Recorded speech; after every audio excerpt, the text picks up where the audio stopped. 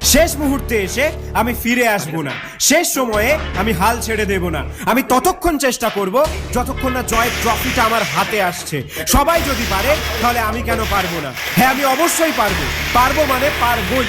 জয়ী হতে গেলে সবার প্রথমে দরকার অনুশীলন, তারপরে দরকার আত্মবিশ্বাস, তারপরে জেদ। তাই প্র্যাকটিস চলতে থাকবে ফাইনাল খেলার আগের মুহূর্ত পর্যন্ত। আমার সাথে আমি আছি, এটুকুই যথেষ্ট। আমার জেদ আমাকে শিখরে পৌঁছে দিতে সাহায্য করবে।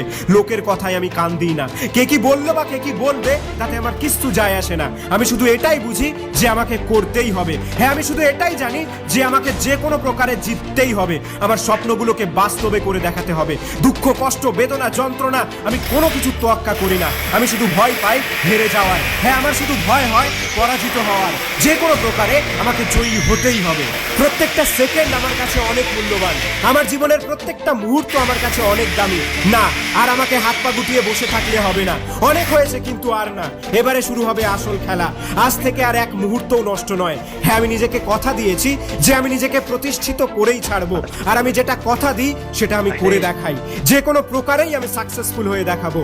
যারা আমাকে নিয়ে আজে বাজে কথা বলে বেড়াচ্ছিস তাদের জবাবটা আমি মুখে বলে নয়, কাজে করে দেখাবো।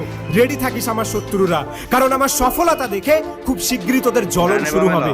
পারলে পোড়া ঘায়ের একটা মলম কিনে রাখিস। আজ আমি আমার সমস্ত দরজা খুলে দিলাম।